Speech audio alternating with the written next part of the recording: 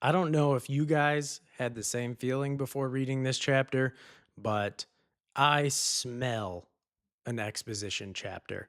And I mean, that shouldn't be too surprising considering the action packed mini arc that we just got with the Hiroshima talks, which was majority combat, crazy sorcery, and, well, at the end there, pain. So I'm still honestly feeling the impacts of the last chapter, especially Mashiro. That one hit me really hard, but I was super excited to get to this one. I didn't even know we were on a break again. So I was actually devastated last week when we didn't get a new chapter. But this one to me feels like it should be a very heavy dialogue and exposition chapter. Maybe Hokuzono decides to go a different way, but it seems like the setup is all there. We got obviously Shiba coming back as the sole lone survivor in probably fairly critical condition.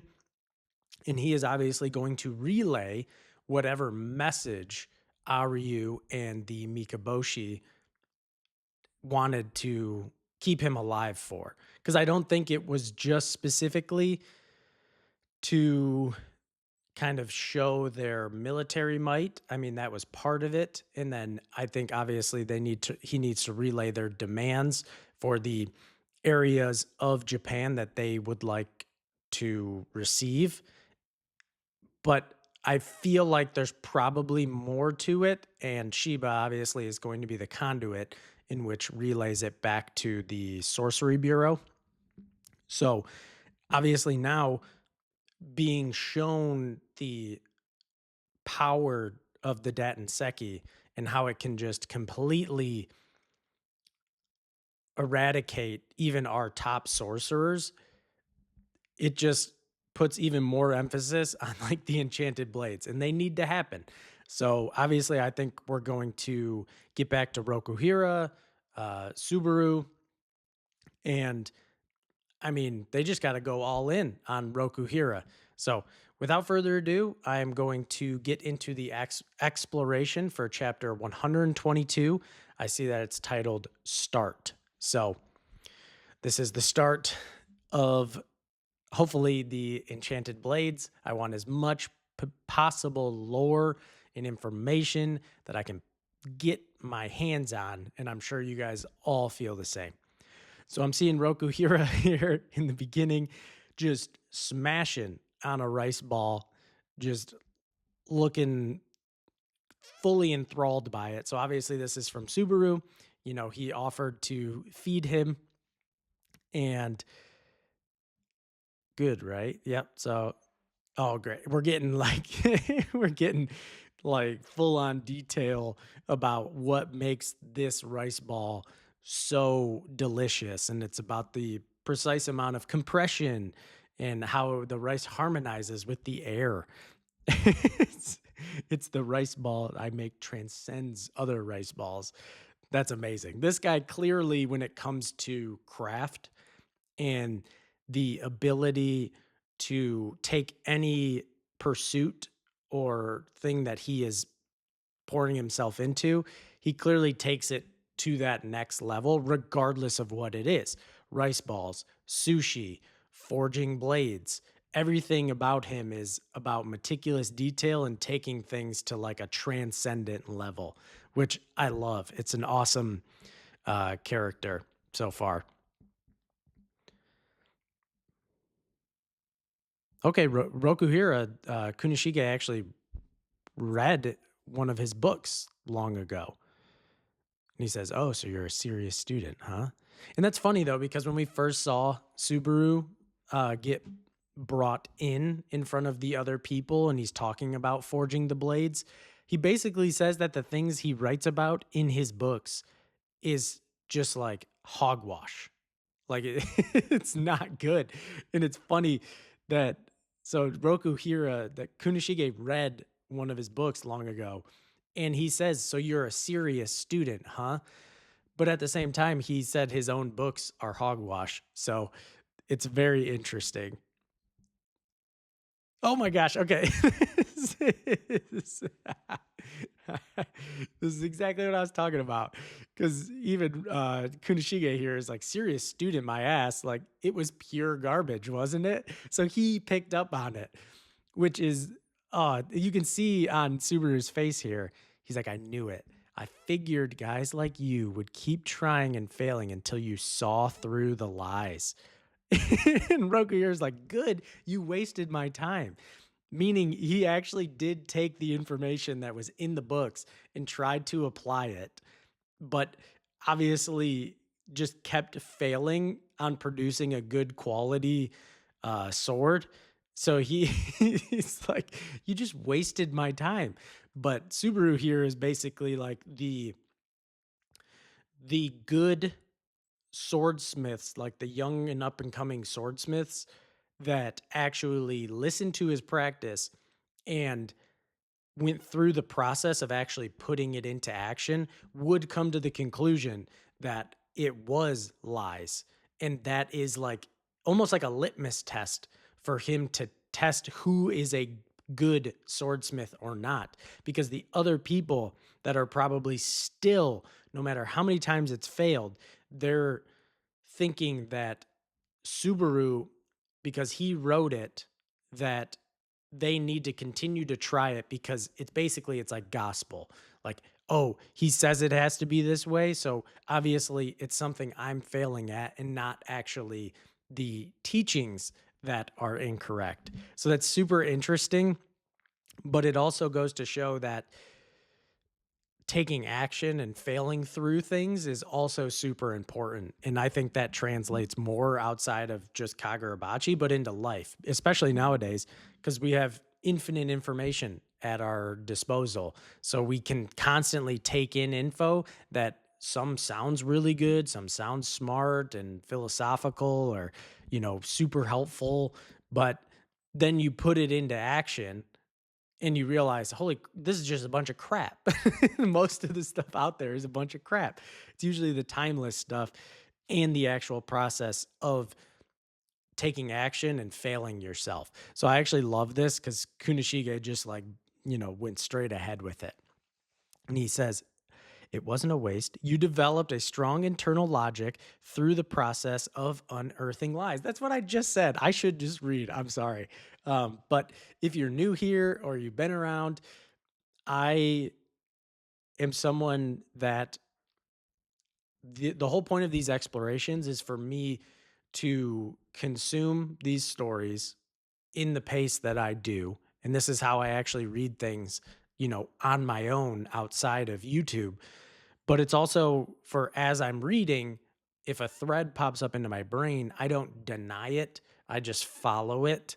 So a lot of the times, there may be stuff literally in the next panel or on the next page that may be what I actually had just said, and I could have just kept reading. But the thing is, here, I'm not here to just blitz through the chapter.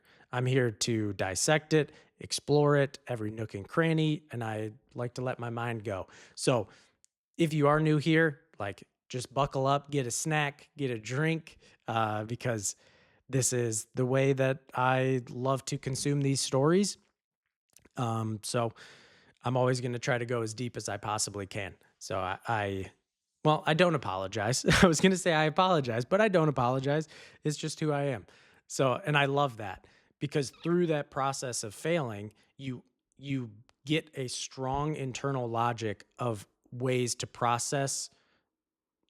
You gather a process of how to unearth lies. And that's exactly how life is. When you get a bunch of advice, especially when you're younger, it's like you don't really have a choice because you don't have the experience. So you kind of have to outsource a little bit. But the process of actually doing and quickly refining and building that internal logic structure is what is going to allow you to weed out lies. And as time goes on, you get much more discerning and quick at getting rid of those lies so that you can focus on just the truth and like following a more direct path to whatever it is that you want. So I love this because Subaru's using his books with a bunch of garbage to basically train the right type of people how to get better. And he says the lightweights will read that stuff and give up. Yep, it's incomprehensible. The only way that way only the truly refined swordsmiths endure. It's a more peaceful world that way. That's awesome. Roku here is like, he's like, I want my money back. This is hilarious. And Subaru here is like, have another rice ball. He knows exactly because Kunishige, oh, fine, we're even now. He's a psychopath for food because he's a starving swordsmith because the dude just holes himself away and forges a crap ton of blades and doesn't put his work out there for everybody to see and only forges blades for very particular people. So he is obviously financially, he is struggling. So, I mean, when we found him, he was basically starving to death on his floor. Just how starved are you? Exactly. If you practiced out in the open, a swordsmith of your caliber would earn high accolades in no time. Exactly. Yep. And he's flashing back to looking at the blade that Kunishige forged for Mashiro. If you have a reputation, you can charge more. There's no reason to starve to death. That's a fair point. And Kunishige, that was delicious. Making a living by selling deadly weapons is something I've never been comfortable with. Okay. But that's how it should be. We should continually struggle to forge blades to protect people. I like that. I like that a lot. And this is where Kunishige, he's this goofy guy who is a bit erratic, but when it comes to his mindset and the way he actually thinks about forging blades and his kind of destiny as a swordsmith, he becomes this very in tuned and aligned and almost very wise sounding person because in this one niche obsession of his, he has a deep alignment and connection with it. So he understands the weight of what he is actually doing. So he thinks very deeply about it. Being recognized by the state as a living treasure or whatever feels like a blanket approval of this craft. That scares me. That is very true. And he said, yep. I was just about to say, well, Subaru himself is recognized as a living treasure. And he says, oops, I wasn't talking about you. I just meant for me. And he thinks cocky punk. And he says, yeah, but if you starve to death, you won't be grappling with anything for long. That's true. You got to eat. You got to eat, man. You got to actually be able to sustain biologically, or else you're not going to be grappling with anything. Got to make that bread. I get that. You have a goal, right? Yeah, to forge the greatest sword ever. Oh, gosh. You do. You do. You accomplish that. The Magatsumi is the greatest sword ever. It just unfortunately ends up being utilized in a way that you did not intend for it to. It's meant to protect people, but unfortunately, Akimura twists that definition of protection with his extreme ideology to make himself feel like he actually is the good guy for the greater good and dispensing of evil, but he's taken it much too far. What do you mean the greatest swords ever? I'm not sure. So I just have to keep forging them. I'm prepared to make thousands. That's going to require money, right? Okay. Before I continue on, it looks like we're going to cut to a different segment. I love, love, love, love, love this section with Kunishige and Subaru here because it is a very deep existential type of conversation around a craft that they both share. And it just gives us that even more clear glimpse of Kunishige prior to forging the enchanted blades, because we only see him afterwards and when he's speaking to uh, Chihiro about it, and he obviously has the knowledge of what happened during the war and what happened to end the war. So he carries a much heavier weight and guilt after the fact. But I like that he has a goal. It's like this North Star, a lofty goal of forging the greatest swords ever. But even when asked what does he mean about like the greatest swords ever, he even himself says, I'm not sure. It seems to him that it's like this internal feeling that I think a lot of us out there have, where it's like you have maybe like this really big lofty goal, like I do. Like for this YouTube channel specifically, like I want to grow this thing to be very large and eventually go full time as a creator. And that's a big goal. And, you know, I want it to be, sorry, I have a bit of phlegm. So I'm trying not to cough too much. And it's like, I want my channel to be a deep reflection. Basically, I want to create the greatest channel that I can. And if you ask me what do I mean by that, even I don't really know what I mean. But just like Rokuhira saying that I just have to keep forging them and he's prepared to make thousands, like I am actively like, I just have to keep making videos and I'm also prepared to make thousands. So I love this. It just for me personally resonates very deeply. I'd love to hear from you guys if there's any like endeavors you're undertaking that are very deep and integral to like your path in life. And if this segment here of Kunishige and Subaru, you know, resonated deeply with you guys, I'd love to hear it. Because you know, forging your own path and going out and doing the things that you want to do, and regardless of how difficult they'll be, or if you even know how to get there, which most of the time you don't, it can be very lonely because you see everyone else around you kind of like doing the usual things or what they're expected to do. So it can be very lonely. So if there's anybody else out there that is kind of, you know, walking their own path and pursuing something and this resonates with you, please share it because I would very, very much like to hear it. But that's my little spiel about life related stuff. So let's continue. And I am seeing an image. Oh, this hurts. It hurts. I'm seeing the image of our 4 sorcerers that attended the Irishima talks. So we obviously from left to right, we got Mashiro, we got Chiba, we got Hiroto, and we got Yoshinojo. And obviously, 3 of them are deceased. Ah, gosh, I hate it. I hate it. I'm really sad. Be honest, Yoshinojo, cool design, we didn't really get much from him.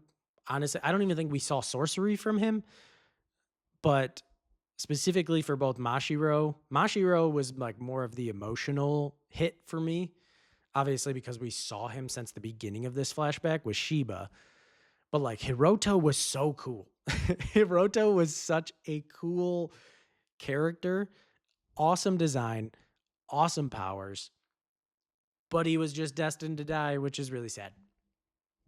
But anyways, let's continue. Okay, we got Ichiki here. Haven't seen him in a hot minute. How's Shiba's condition? Oh gosh, we have Shiba here on like the operating table. He suffered more than 20 broken bones as well as internal injuries. Gosh. Thanks to the sorcery treatments, he can now respond to questions, but he's going to be out of commission for a while. Ah, oh, Shiba. I feel just horrible for him. 4 p.m. at the Sorcery Bureau. Okay. We are seeing what eventually, you know, this is the precursor to the Kamunabi. And we do have some recurring faces here. Obviously, we have Ichiki. He's there. We have uh, Kasen, which is the leader, or at least he was the leader of the Kaminabi later on, the trader who is working with the Hishaku.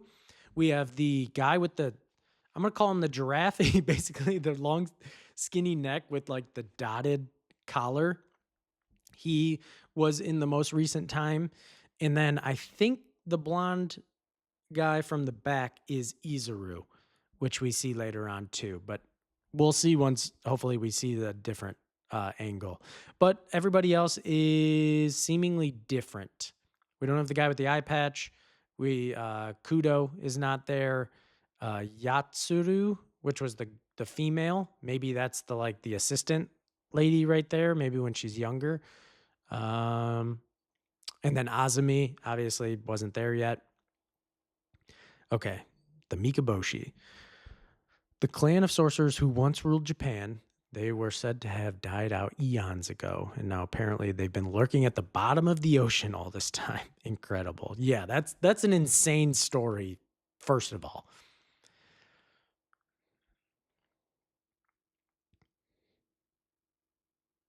Okay. Now they're going over their demands. So surrender all the Dainseki that they had gotten from Hiroshima, and then also the three prefectures of Tokyo, Chiba, and Kanagawa. But they appended those demands after the battle. This is the final version. Oh gosh. See, this is what I said at the beginning. There's more. They added on some more stuff. Okay, and we're back. We got Aryu on the couch, just aura farming over top of a broken Shiba. I don't like to see it. Now on to the main topic. Yep, long ago, our ancestors were banished by the Soga clan. Yes.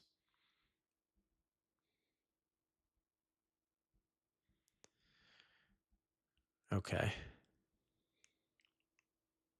When they When the ancestors of the Mikaboshi retreated to that island, they prayed fervently for our clan to be left in peace, but to no avail. Thanks to the Soga princess's prophecies, we were falsely accused of belligerent intentions. They used the gravity of their Kurotsuchi to sink us to the murky depths of the ocean. Okay, so this is what I talked about a while back when I was kind of thinking on the Mikaboshi themselves. And if they were, at least at that time, were they truly like doing nefarious deeds? Were they really bad actors? Or was it a play for the Soga to basically usurp power over the other, over Japan as like the top sorcery clan? Because that's what they ended up being after the Mikaboshi were assumedly eradicated. But he's saying that they just wanted to be left in peace when they retreated to the island. But because of the Soga princess's prophecies, they said that they were falsely accused of belligerent intentions, which is interesting because clearly they take the prophecies of the princess to be, well, to be certain. And so far, what we have seen is that they are very accurate. But what happens if you have a Soga princess that has ulterior motives and she's masking her prophecy or masking the prophecy with truths, but also tweaking it to manipulate action? So like she could have said, "Oh, well, they're planning, to make this comeback, so we gotta like eradicate them." But it might have only been like partially true, maybe not true at all. So this is, I'm very curious. I don't know if we're ever gonna get that information though. The Soga are alive and well. Well, not not Hiroto anymore, like it's showing. To this day, they have a princess, don't they? Oh no, wait. They have a princess, don't they? Do they want Chiaki? Are they going for Chiaki? Shikoku's ultimate demand was the Dainseki we mined on Hiroshima and Princess Soga. No! No, no, no. You cannot have her. Uh, Yep, they want revenge against the Soga. The system that maintains order among the sorcerers of our nation is governed by a long history of deep rooted traditions revolving around the Soga clan. Exactly. Princess Soga represents the very heart of that system. Yeah, and we learned during the Kaminami invasion that the long standing sorcerer families of Japan, basically because there were so many of them and they're so powerful, the Kamunabi, with their current force, were only capable of basically like maintaining a balance, but they couldn't actually like order them around or really, the clans just didn't respect the Kamunabi's interventions. That's why like the Rakuzaichi continued on with the Sazanami clan. They just the Kaminami did not have the firepower to put pressure on the clans enough to dictate their actions. And if they were to single out a clan to go after them, the other clans would probably retaliate and they just could not survive that. Um, so losing her would signify the collapse of the regime. So that's their goal. No. No. So it's not to collapse it. The Soga must be destroyed, but their blood has value. So the sorcery in their blood, the prophecy, the princess will bear my child. This old dude, no, get this. This guy is a problem. Get out of here, you freaking creep. Get out of here. No, she will not bear your child, you sicko. Oh, no, no. Just feels so icky. But they want to take that in. After that, we will slaughter the Soga clan. Their sorcery lives in their blood, and that sorcery contains their legacy. To wield the blood of the Soga and usurp their power. I mean, as much as it's gross and I don't like it from a strategical standpoint, that would significantly amplify their dominion, because pulling that prophecy ability into their fold along with their ability to activate and utilize the Datenseki would basically make them completely unstoppable.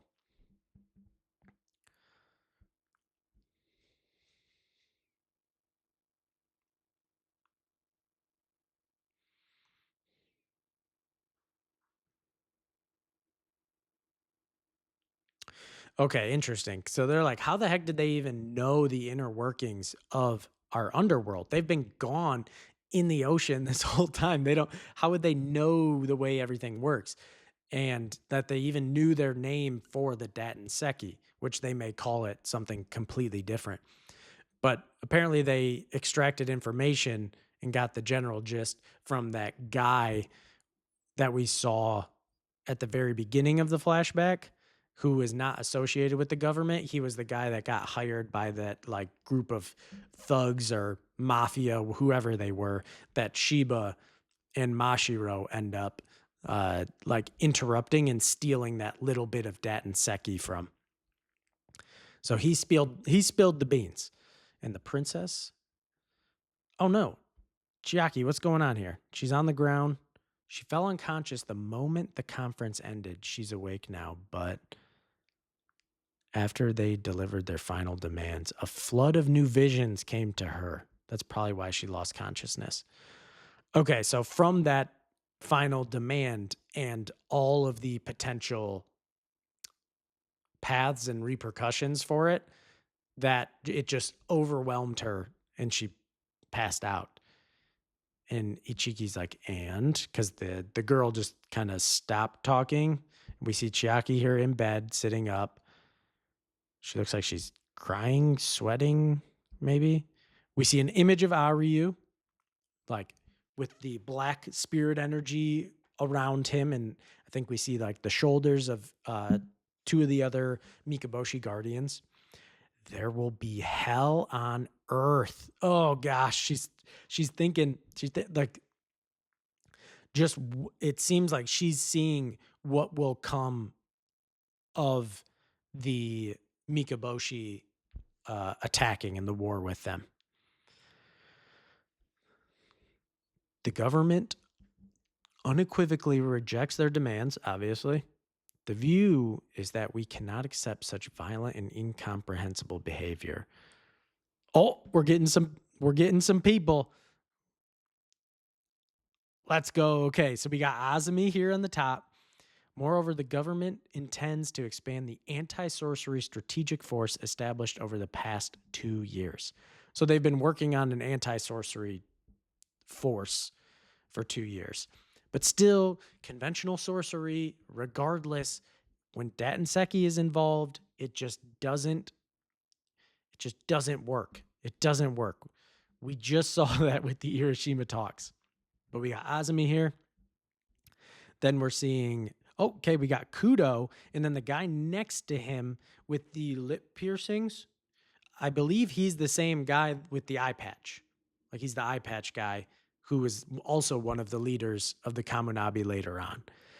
And then we're seeing the Masumi, the ninja unit on the bottom with their dual blades and the black suit.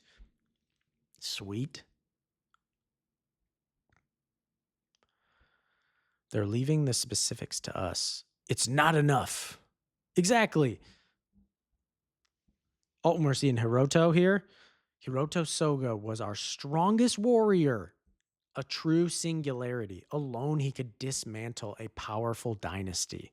So he himself was strong enough to basically wipe out another sorcery dynasty by himself, which, from what we saw from him, the dude was exceptionally powerful, which is why I'm like, dang it, man, he's so cool. Imagine him, he would lose. I get it.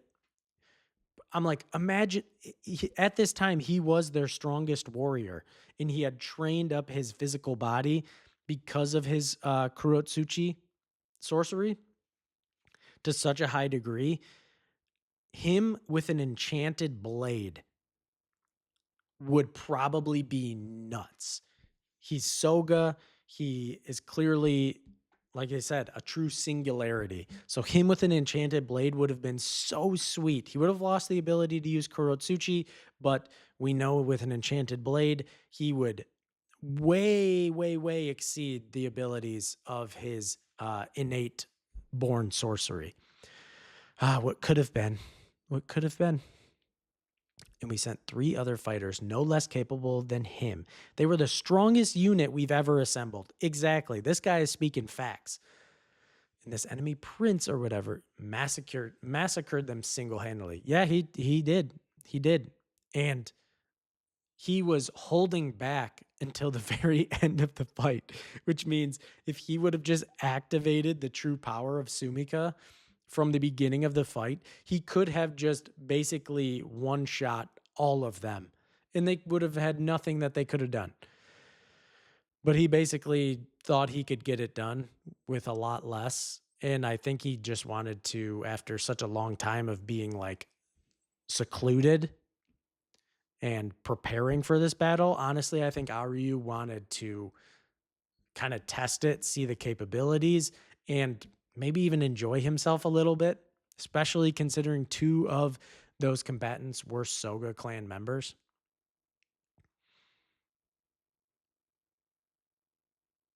Yeah, exactly. At the end of the fight, he was aura farming, chilling on the couch, and sent back somebody alive just as a message, which thank God he did. Sheba could have just died right there. 5 more warriors of the same caliber. Exactly. The other 5 guardians. Just can't throw more soldiers at it. Exactly. We have a stockpile of Kaichi? Maybe that. What's Kaichi? Have we heard that before? Kaichi? I'm sorry if I'm not remembering properly, but that doesn't sound familiar to me. So please let me know in the comments if it has shown up or if there's like a translation that makes it easier to understand. It's fine. It's finite. Yep, the enemy has exceptional regeneration.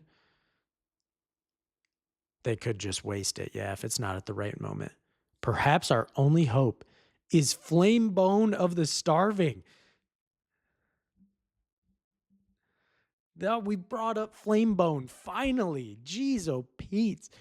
I mean, Hiyuki is such a cool character, and Flamebone looks so awesome from the little bits we've seen of it.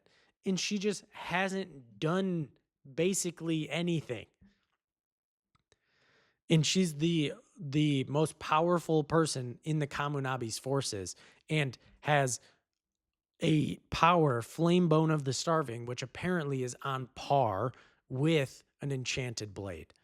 And we just haven't seen it, which I am hopeful, and I think it's obvious getting a mention here that Hiyuki is going to have a major part to play, and Hokazono has specifically reserved her, gave us sprinkles, but it hasn't been her time to shine in the story yet. And I'm so excited for when it does.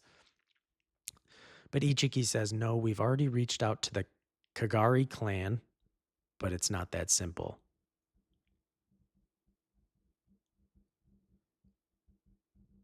Whoa, okay, that's some flame bone hype right here.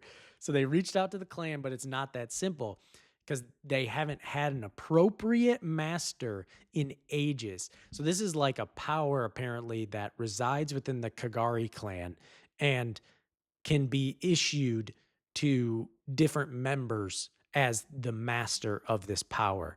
But he's one of this guys saying if it got out of hand, it could relegate the entire continent to scorched wasteland. That's insane.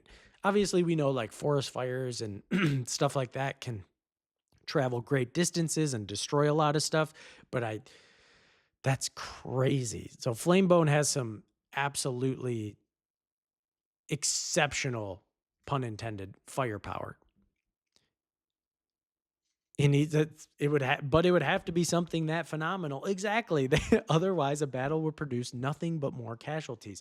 We know, but so they're all starting to basically start tweaking, yelling because they're realizing how screwed they are currently, and they're like basically, okay, well, just throw Flamebone at it. We basically need something of that extreme caliber to even compete. And now we're seeing what I believe is Kunishige. Yep, Kunishige going into the room. Oh, we have Shiba. Shiba's up. What's he doing up, bro? You like, what are you doing? Should you be up? That Hasami guy told me. Shiba says, I have to get up. Oh, he does. He's like, I can't lay around. I can't. Shiba's like, Shiba's out. He's out for blood. And he and blood and obviously the guilt and that it's immense, and he probably feels that the only way for him to like atone for being the sole survivor is to get up and get after it and make a difference. And we're seeing Mashiro's blade here. My Kohai's turning 18. Forge him a good one, would you? Oh, and Roku here is seeing it, looking a bit surprised. Obviously, he knows what that means. Hasumi, the force that annihilated Japan's strongest unit in history, insane, was the power of the Datanseki. The enemy harnessed the astronomical energy of the Datanseki with their sorcery. We know that. Yeah. But that's all it is. It seems like an insurmountable chasm, but the power of the Datanseki is the enemy's only advantage. This is true. This is true. That's why you guys all have knives and they have machine guns. If you guys have machine guns too, you level the playing field. Ichiki is like, what are you saying? our only winning strategy is to utilize the Datenseki. Well, in that case, we've already got our answer. We've been working on it for 2 years and still haven't cracked it. Yeah, that's true. The enemy doesn't seem concerned either. It may not be physically possible for us to wield that ore. We have Shiba here, Rokuhira. How much did Mr. Hasumi tell you? We got Kunishige here looking very serious. Oh, gosh. What are you doing, Hokuzono? We're seeing Hiroto's dead body, Yoshinojo's dead body, Mashiro's dead body. Got the creepy leader of the Mikaboshi with Aryu, his son, underneath. Chiaki crying and sweating and freaking out from her prophecies. Kunishige, everything. So you think there's a way? That guy's asking Hasumi that. And we're seeing a book text. The Enchanted Blade Plan. March 21. Midnight start. Oh, they're getting after it right now in the middle of the night? Oh, and that's chapter end. Woo! This is exactly what I was wanting. Gosh, this is exactly what I wanted, guys. So much exposition, and I loved every bit of it.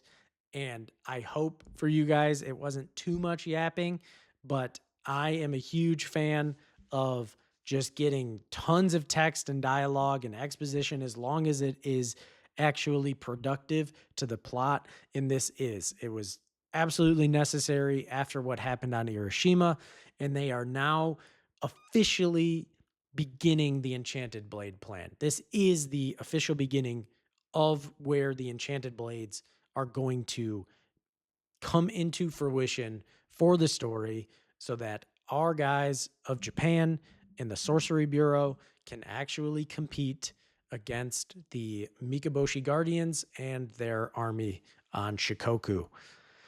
Wow, this was a great chapter. I'm not going to, honestly, I gave most of my thoughts, but I'll do a quick post chapter here. This is already going to be a long one because of the chapter itself.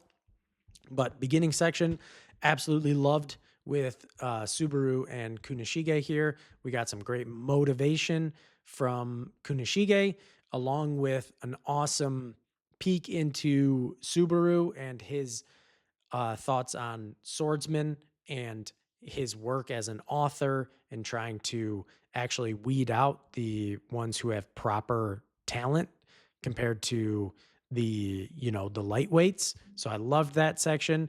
And then obviously we needed to see the Sorcery Bureau come back after Shiba returned with the now additional demand of not only giving back the Datenseki that we've gotten from Hiroshima, but also the different prefectures, the 3 different ones, along with the addition of Princess Soga, Chiaki Soga, to bring the bloodline into the Mikaboshi to basically usurp their power so that they can maintain dominion over, well, what probably would lead to Japan.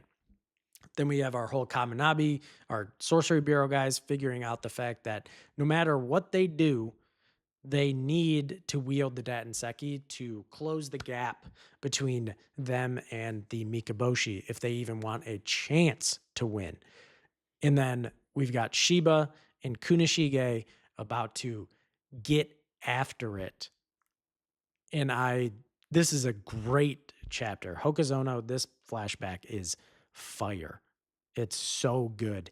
And it's only going to get better. It's only going to get better. Once the Enchanted Blades get brought into the picture and we start assembling the contracted sword bearers, like I cannot wait. I hope we get some combat between the Enchanted Blade users and the Mikaboshi Guardians.